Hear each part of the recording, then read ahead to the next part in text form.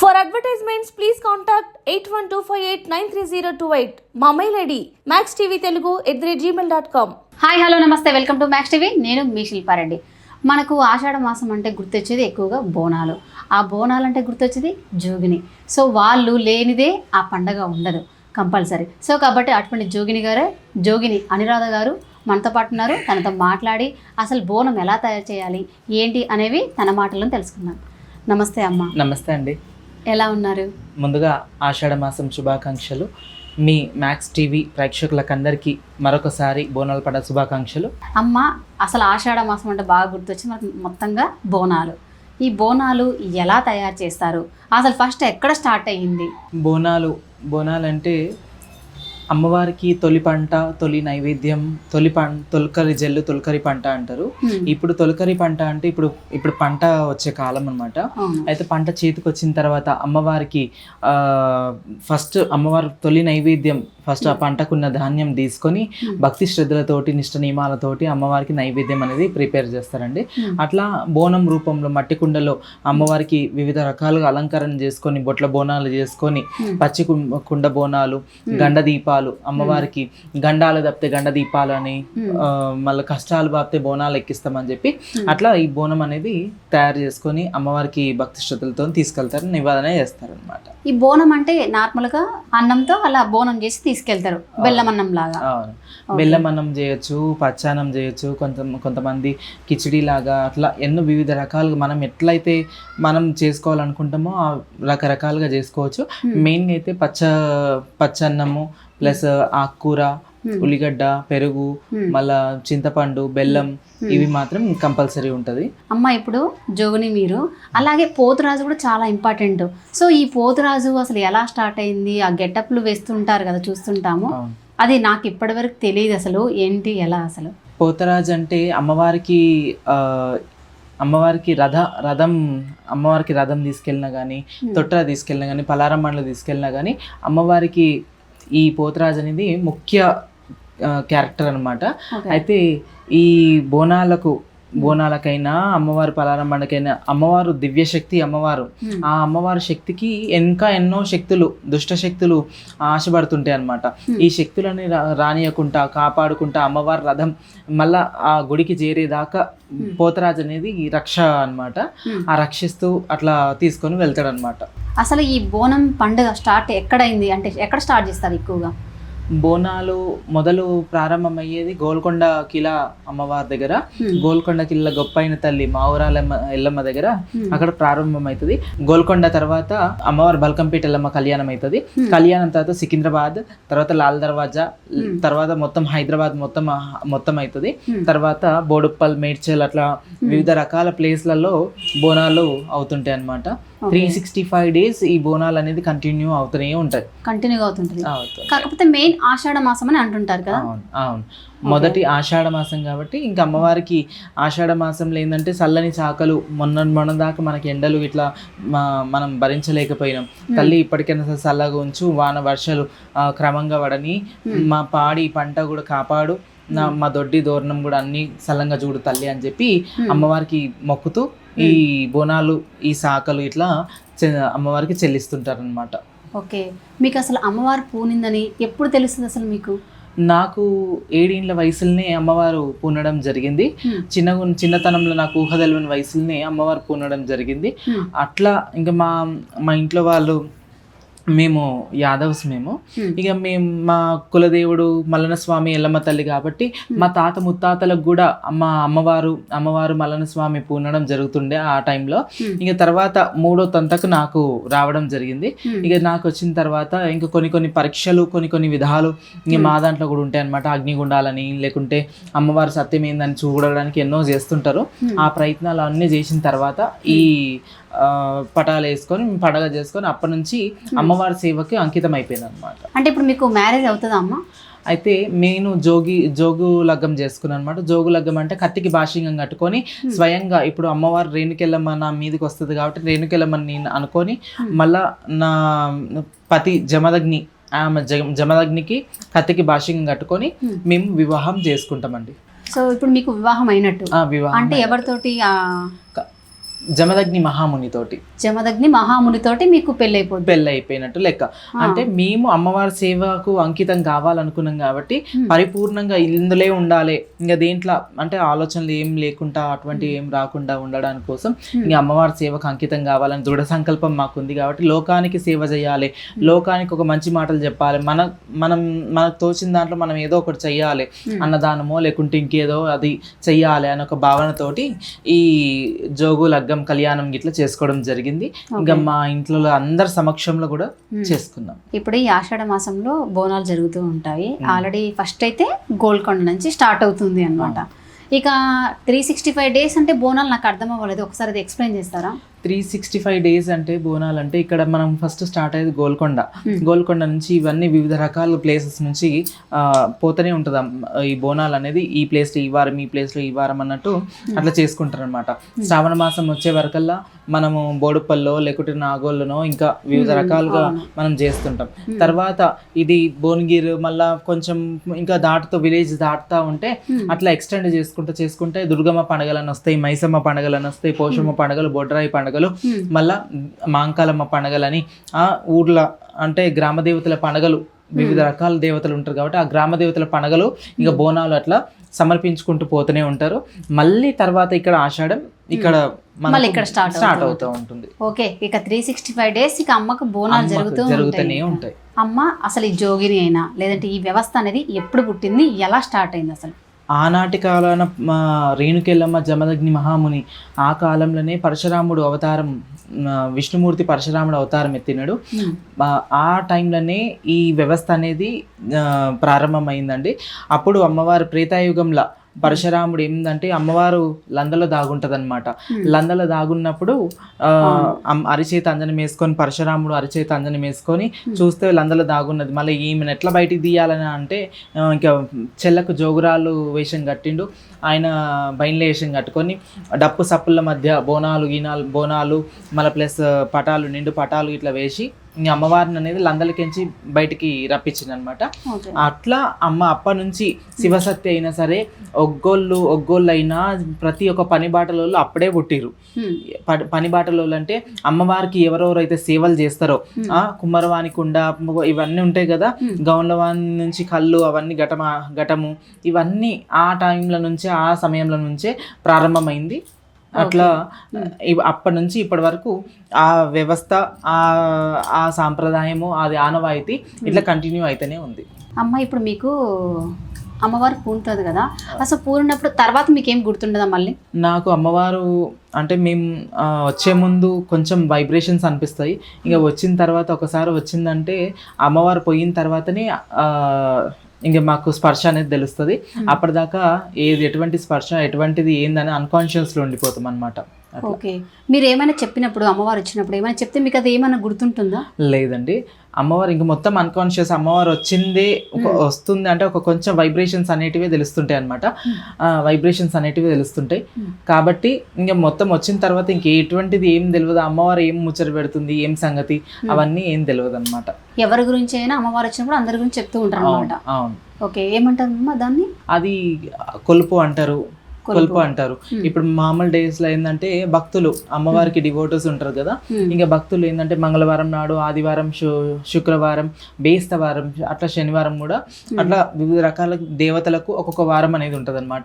ఆ వారాలల్లా ఈ భక్తులు వచ్చి అమ్మ మాకు ఈ కష్టం ఉంది, మళ్ళీ మా చేతుని బండారు తీసుకుంటే ఈ కష్టం తప్పుతుంది అనుకొని భావిస్తారనమాట. దృఢ సంకల్పంతో వచ్చిన భక్తులకు ఈ సొల్యూషన్ దొరుకుతుంది అన్నట్టు వాళ్ళు కూడా వస్తారు. మేము కూడా దేవునికి కూడా ప్రార్థిస్తాం అనమాట.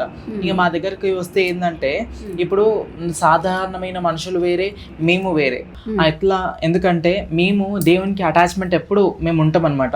అంటే దేవుని సేవ చేసుకుంటూ దేవుని జపమైనా మేము ఏదైనా సరే కార్యక్రమంలో ఎక్కువ ఉంటాం కాబట్టి మేము ఎప్పుడైనా సరే జనాల కోసం మేము ఆలోచన చేస్తాం.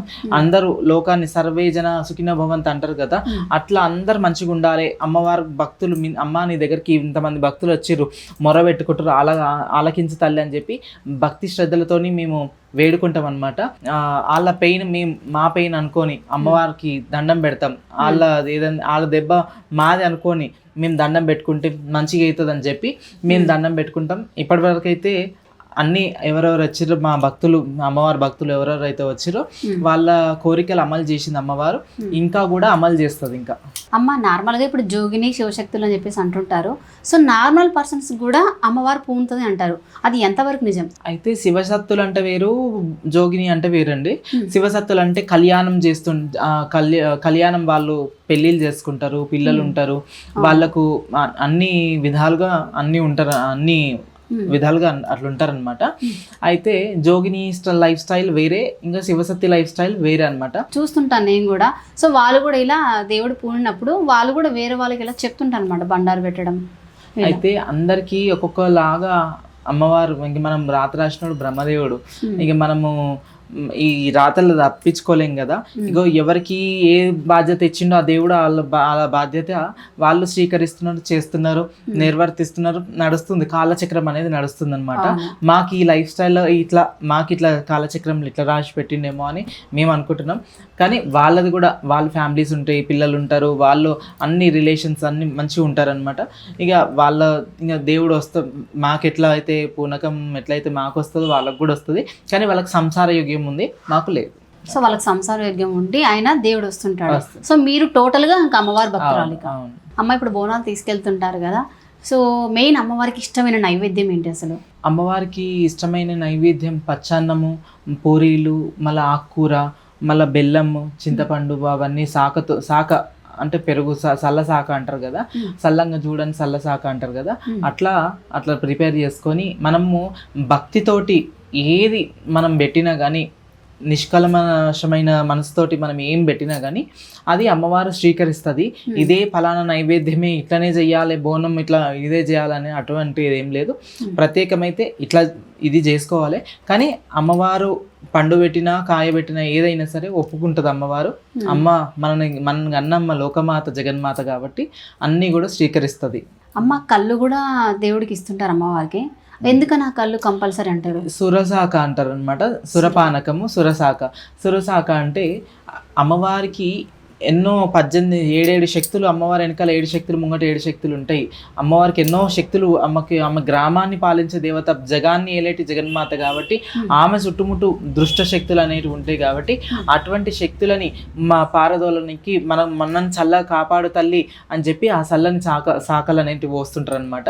కళ్ళు శాఖ అయినా సరే, ఘటమైన మళ్ళీ కోటర్ శాఖలైనా, లేకుంటే నీళ్ళ శాఖ అయినా, ఏ బెల్లం శాఖలైనా సరే, ఇటువంటి శక్తులను ఇట్లా మన నెగిటివ్ ఎనర్జీస్ అన్నీ వెళ్ళిపోవాలి, మన స్వార్థాన్ని మనం అట్లా ఇక మన గురించి మనం అనేది పోసుకుంటున్నాం అనమాట. మనది అన్ని వెళ్ళిపోవాలి, మన నుంచి దుష్ట శక్తులైనా, పీడలైనా, ఎటువంటిదైనా సరే పారదోలు తల్లి అని చెప్పి సాకబోస్తారనమాట. అమ్మవారికి ఎక్కువగా పసుపు, అలాగే నిమ్మకాయలు, వేపాకు ఎందుకని ఎక్కువగా యూజ్ చేస్తుంటారు?